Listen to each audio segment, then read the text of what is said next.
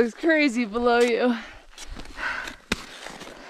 right, we are at the Whitney Portal Trailhead.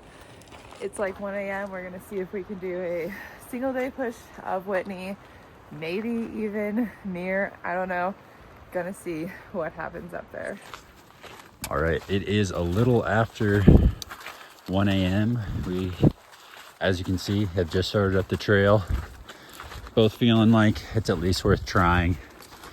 We dropped Bacon off with a sitter, and it's a good thing we did, because we were woken up with the comforting thought or comforting information from one of our neighbors that there were 2 black bears wandering around the van, which is awesome. You heard them like hitting. Yeah, I heard it sounded like they were trying to get into the trash can or something, because we were parked relatively close to the, you know, the trash and the bear boxes. Maybe they were, but we put all our food and our trash, we put all our food in the bear boxes and threw away our trash, so hopefully they leave the van alone. It was just some small black bears, so it's not like we're really in any significant danger, but hopefully it stays that way. I would prefer them to not break into the van, so. Right. This is the turn for the Mountaineers route. Keep going this way, we're on the main trail, but we need to go straight up.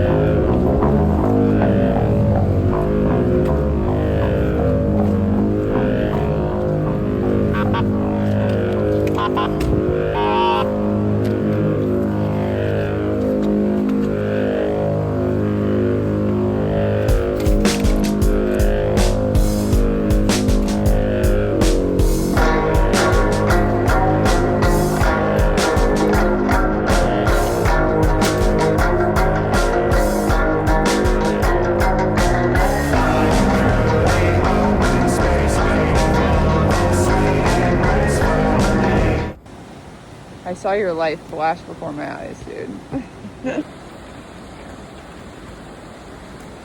Right, I think we've made it to the infamous ledges. This is like the lone tree that marks them. Right now it's just a trail, but I think it'll get narrower ahead.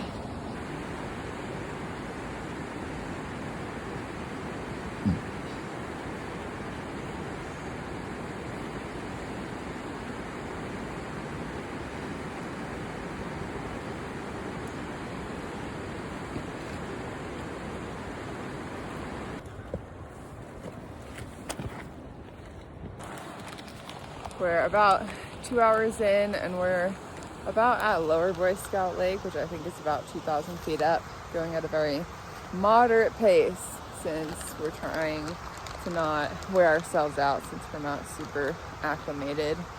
Also, we got lost probably like 5 times. A few times, yeah. Not like very lost, but enough to like get us off track. So, doing our best.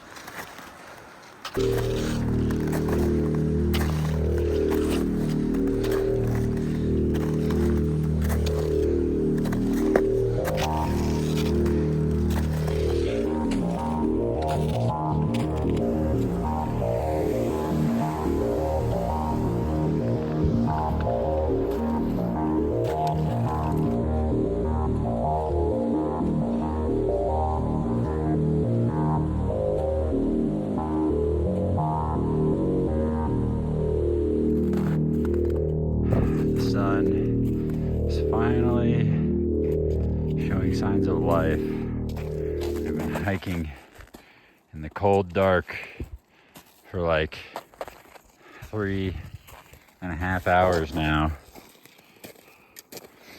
So I welcome some sunlight at this point.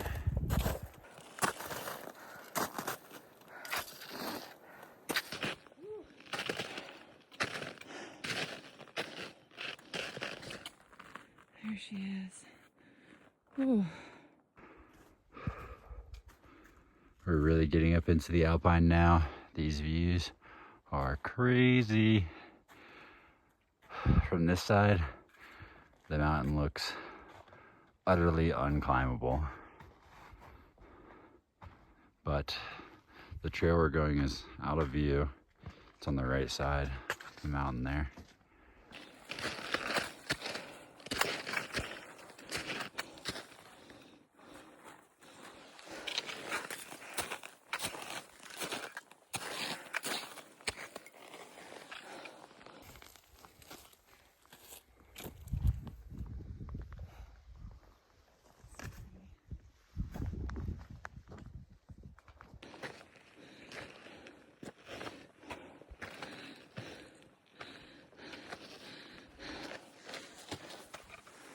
Sun is finally up.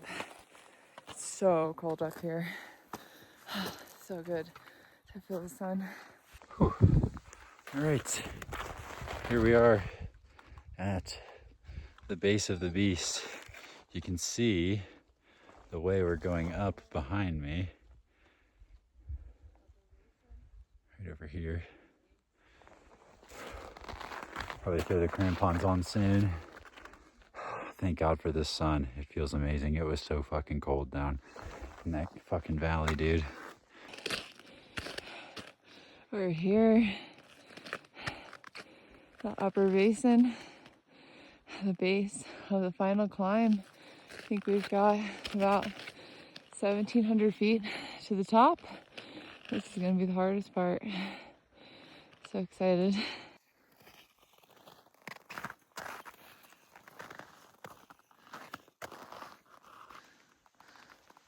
All right, crampons on, axe ready, helmet on.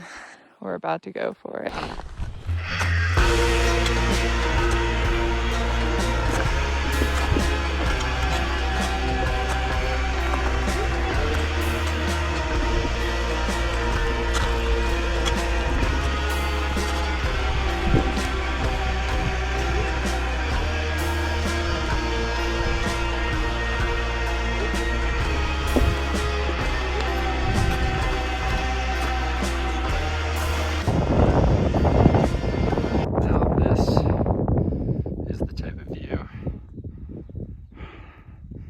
You want to see ice lake. I can't remember if it's ice or iceberg lake down there. It's frozen solid. G is battling her way up this slope. It's nice and sunny. A little bit of wind, but nothing crazy. Wow, this is just, the landscape over here is absolutely insane. The Alabama hills look like, well, hills from here.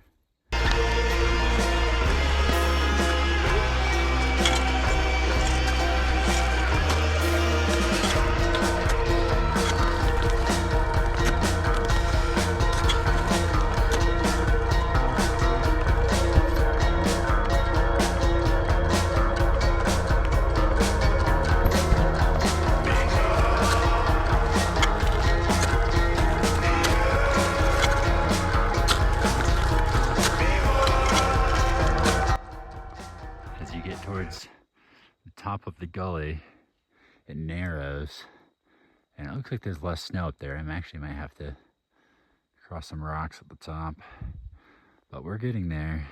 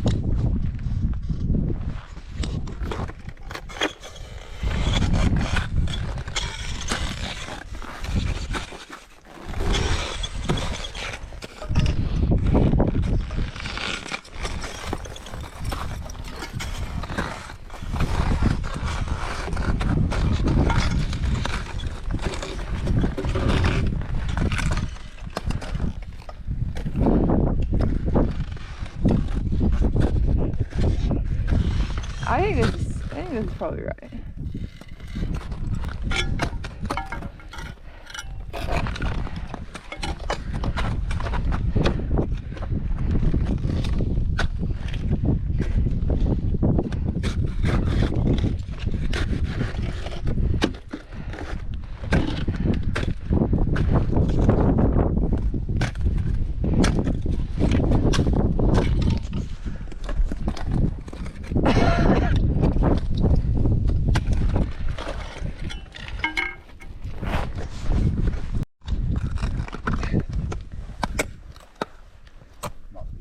Knee jam.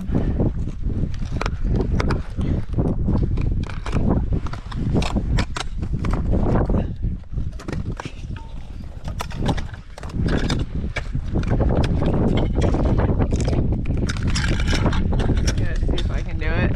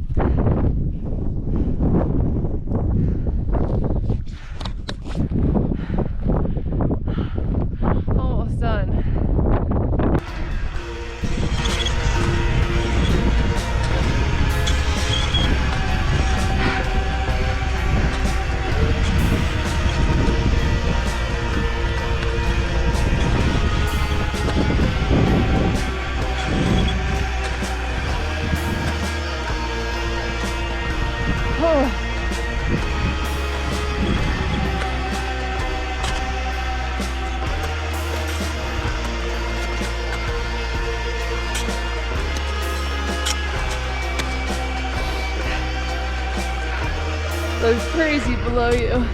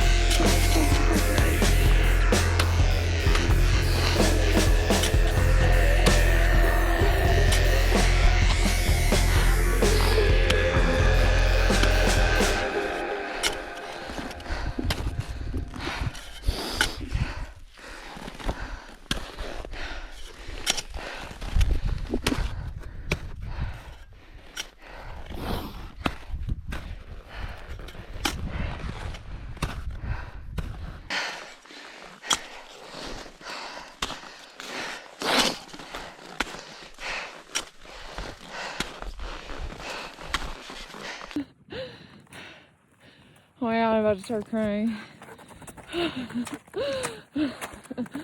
Woo!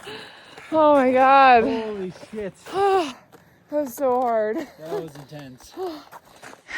I've been climbing for like 8 or 9 hours. Wow, what a fucking finish. I am not going back down that I chain. am not going down that way. That was so hard. My ankle hurts so fucking bad. Oh my god. Oh my god, I'm so glad there's no more bullshit after that. We're here. The house is right there.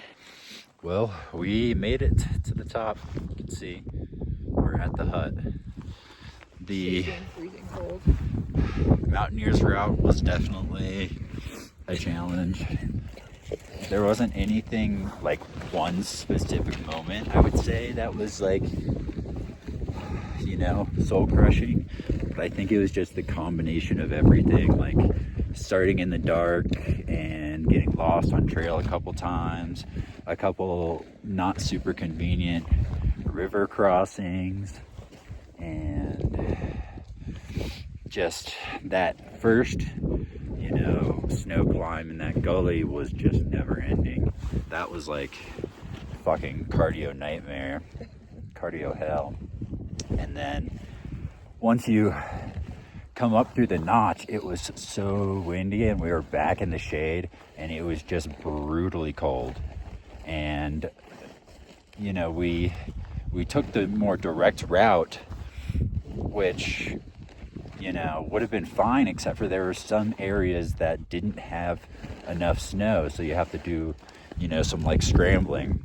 Not to interrupt you, but look what I just found. Yes, thank God she's got the hand warmers, which on, you know, a dry, nice, warm, sunny day, that you know, it was class 3. It would have been, you wouldn't have even had to, you know, think twice about it. It was a chill scramble. But we were wearing crampons and like it was mixed with ice and all this shit. It was just, it was way harder than it needed to be, you know. If you like took that moment isolated and you were just wearing approach shoes and it was dry, it would have been like nothing. But because of all the other factors, it felt like a lot more than it was. And then the final snow climb is intense. It definitely gets steep, and we had decent snow conditions to climb, but it was a little bit icy, you know, like you definitely got to lock in, and there's not any really great spots to rest. So by the top, I don't even know about G, but I was exhausted. Yeah, you have to send it all the way through without stopping, because there's nowhere you can like just stand on a foot. You're like leaning into your hands, like on your belly practically the whole time. It's not, but it feels almost vertical when you're on it. Yep. And you don't want to like look down. You have to just like pump through it the whole time, which, yeah, it's 400 feet, but at 14,000 feet after going for 8 hours, you're fucking tired.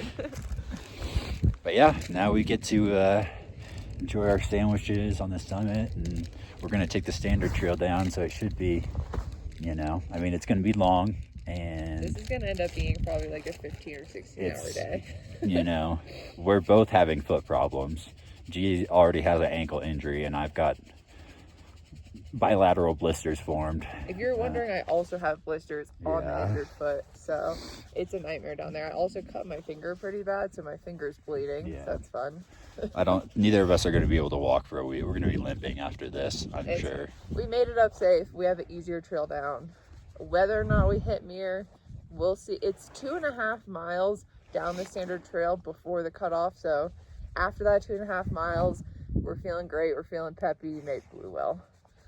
If we're getting there and we can't even fucking walk, no, we're going down. Yeah, I'll be honest. Right now, I'm leaning towards no. If something could change, you know? It's only 300 feet of gain from the trail split, but after that last 400 feet, I'm like, you couldn't pay me to do another 300 feet. So maybe we'll just save that for another day. We'll see. I mean, it's not like we're trying to do all the California Mountaineers. Like if we had a strict goal of like finishing them all within whatever time frame, then we'd be like, yeah, we should do it. But the truth is, like, You're not finding me on North Palisade anytime soon. Yeah, we don't even particularly like have a firm goal of finishing all the California 14s. We're just here for a good time. We're just gonna do whatever we feel like. So.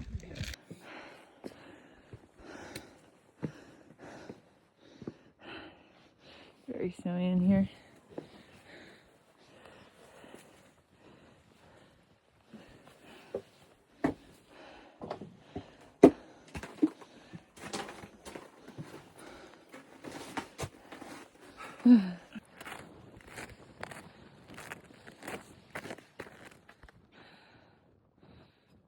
Well, we're on the standard trail back down right now. We just passed the turnoff for Muir. We really wanted to do it, but honestly, we're just both down so tremendously bad that neither of us could stomach the thought of having to go back uphill. So my ankle is fucked. Yeah, G's ankle is in immense pain. And then on top of that, we're just like not acclimated. Like, I feel like if we were at our peak form, we wouldn't have a problem adding it on. But if my ankle wasn't sprained and this wasn't our first 14er in like a year and we weren't living at sea level, it would have been easy. But those are 3 factors holding us back. I had like in complete doubt that we would even make it to the summit of Whitney. I thought there was like a 10% chance we would summit today. Same. So the fact we got up there, I think, is insane. We had everything working against us today. It was more like, oh, we'll see how high we can get and do our best. I really did not think we were going to summit. So the fact we did that, I am very pleased. And the truth is, we do technically have permits for next week. So if we really wanted to, we could hike all the fucking way back up here just to add on that extra 300 feet. I would much rather go do a different one, like Langley or Shasta or White Mountain. We did get like 12,000 feet up Shasta a few months ago and had to turn back. So I'm ready for my Shasta redemption. We need our redemption. Yeah. Bro, it's icy as heck. That's what I'm saying.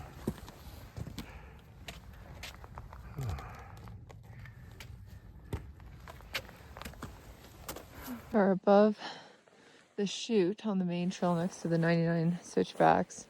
We were really hoping we would be able to just glissade down this, but it's looking way too steep to glissade this whole thing. And there's like rocks. So we're gonna have to down climb at least like the majority of it and maybe glissade the bottom. So it looks like some people have glissaded from the top here, but I'm not about that.